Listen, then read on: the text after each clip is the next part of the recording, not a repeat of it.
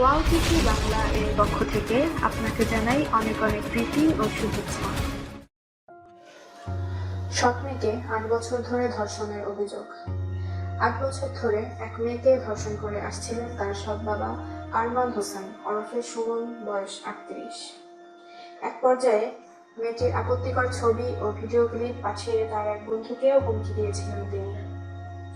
এমন অভিযোগ করে সৎ বাবার বিরুদ্ধে রমনা মডেল থানায় মামলা করেছেন বর্তমান ২০ বছর বয়সী ওই তরুণী।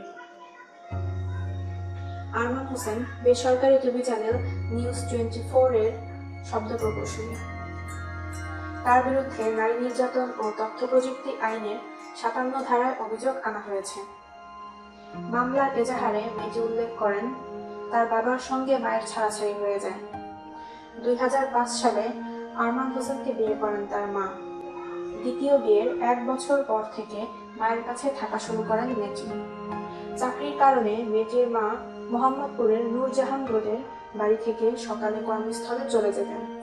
২০০৮ সালের কোনো একদিন দুপুরে ৭ম শ্রেণীতে পড়ুয়া মেয়েটিকে আরমান প্রথম ধর্ষণ করেন। এ সময় মেয়েটির আপত্তিকর ছবি মোবাইলে তুলে রাখেন আরমান। ছবি ও ভিডিও প্রকাশের হুমকি ও ভয়ভীতি দেখিয়ে আরমান এরপর থেকে প্রায় ধর্ষণ করে আসছিলেন বলে অভিযোগ করেন মেয়েটি।